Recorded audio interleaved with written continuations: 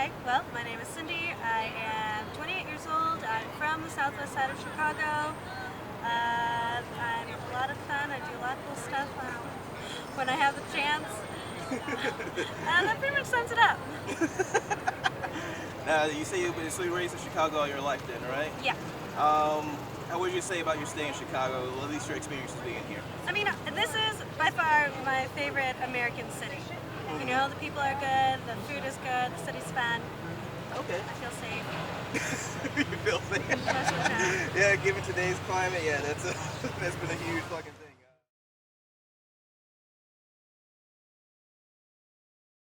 To 10 countries in Europe. Okay, nice. Want to list off your, I guess, your top two, top three? Okay, my favorite ones are probably Spain, Germany, and Austria. Austria? Yeah. And what made you, like, interested in those particular ones? Well, I'm already a Spanish speaker at like an intermediate level, so I wanted to go to Spain so that I could, fix that, make it better. Okay. Also because I've heard a lot of nice things about Spanish culture before I went there. Okay. So that's, That's pretty much it. But how long were you out there? In Spain, I was there in total probably like a month and a half. A month and a half. And how'd you feel about your stay there? I loved it. You loved it? Yeah. Like, what would you say you liked about it most? The people, the food, just like the culture, siestas, which is a real thing that I really enjoy. We don't get much of that here, huh? No, it was a really pleasant surprise to find out that was. So specifically Madrid, I'm sure it's in other places, but whatever.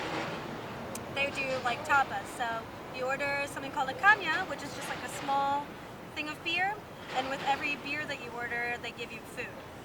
So, they'll give you like sometimes little like octopus things, or like patatas bravas, which is just like potatoes in like a red sauce, or like whatever other typical Spanish things that you can think of. Okay, was there anything else that you like food-wise there, or favorite restaurant in particular? Oh, that's a good question. Couldn't tell you a favorite restaurant. So I signed up for couchsurfing right before I went to Spain, and I actually found my apartment that way. Okay. So just like posted on there like looking for a room, and checked it out, and that's where I ended up staying the whole time. So how was that couch surfing experience? I guess because not everyone's pretty familiar with that. Is that similar to Airbnb, or what would you say it's like? So it's like Airbnb, but you don't pay for anything. Typically, you would take them out, and bring them a souvenir before you go, just to say thanks. But you're not supposed to exchange money. It's supposed to be about the experience. So you're hanging out with locals, and they're taking you out, and showing you things that you wouldn't see otherwise. Oh, so they actually give you a tour of the city itself as part of the... They're not required to, but I really honestly can't think of a time that I did couch surfing where they didn't, so. Interesting. So how did you get set up with the couch surfing? Was it like via an app, or was it someone you know? So how does that typically... Someone had mentioned it to me while I was already out there, and at first I thought it was a little bit unsafe, but I did some research and it didn't look too bad, and there's references for everyone, so I was trying to do it.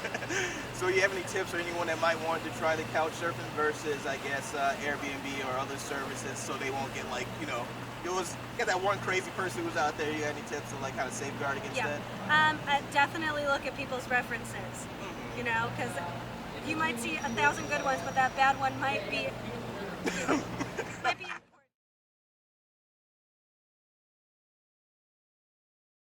I did have one situation where, thankfully, my times going by myself have been fine, but I was with my friend, and we didn't have a place to stay, and I didn't have a lot of money, so we didn't want to have to book a hotel.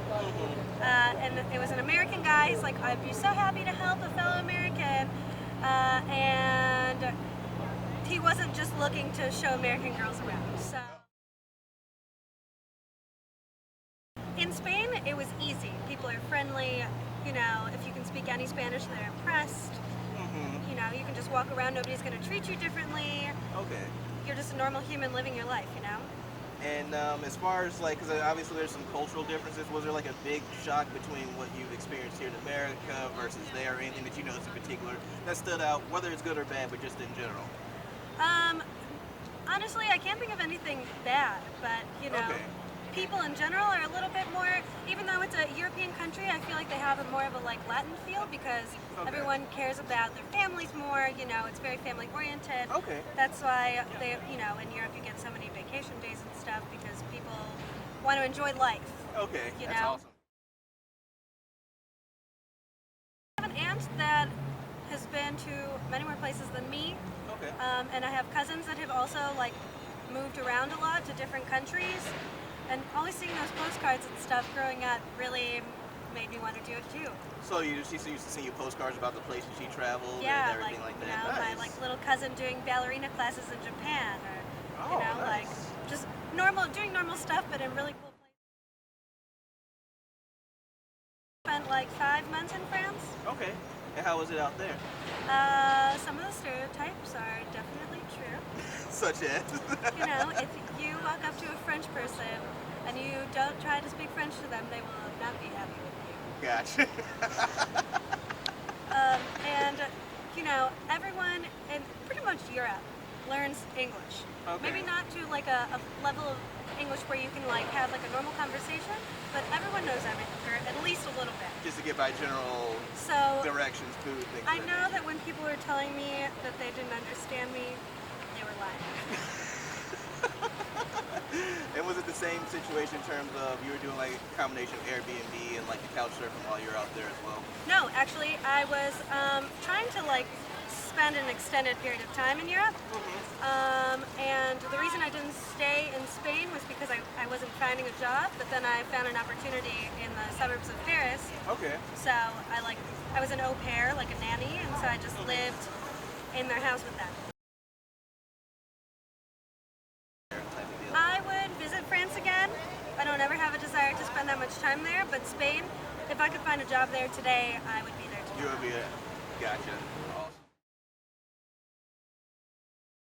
I was like serving at the time, so I just didn't spend money on anything but putting it into my savings account. Okay. It kind of depends on how much money you're willing to, or rather, what kind of lifestyle you're trying to live when you're out there. Okay. Because there's ways to do things cheap. You can stay in hostels or you can couch surf the whole time. Okay. Go to like not so nice restaurants, which don't have to be bad, or you can live it up. Street food is always good, and it's nice because you're like, what I like to do when I'm traveling is like, don't just be, a tourist, is to like live like the locals. Okay. So, we would just go to the grocery store and like buy baguettes and wine and like sit in the park and drink them, or, Okay. pick up like a crepe from the little guy that's standing outside with his little crepe station. Nice. It doesn't have to be expensive. Okay.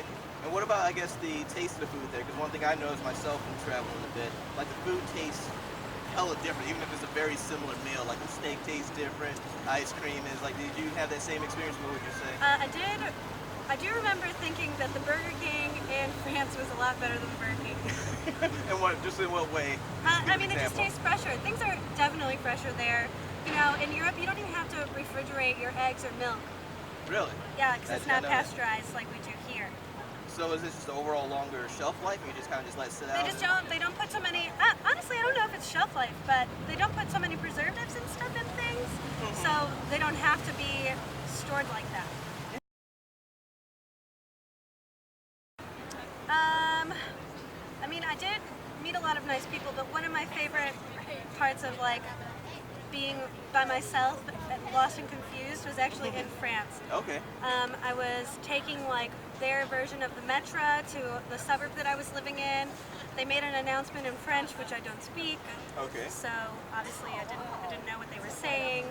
I got off too far, and so I'm like in a different zone, lost, like last train, so I couldn't, take the train back to where I was supposed to go. But these French people who all only spoke enough English to put one sentence together, Yeah. Somehow managed to find a shuttle bus to put me on by myself to take me home. Oh shit. It was, human kindness. Is that It exists, even in France. Even in France. So have you really felt like your overall stay there was just a very warm welcome just from locals and just your experiences there? Yes, I in met a general? lot of nice people, and I, for not speaking French, I feel very lucky.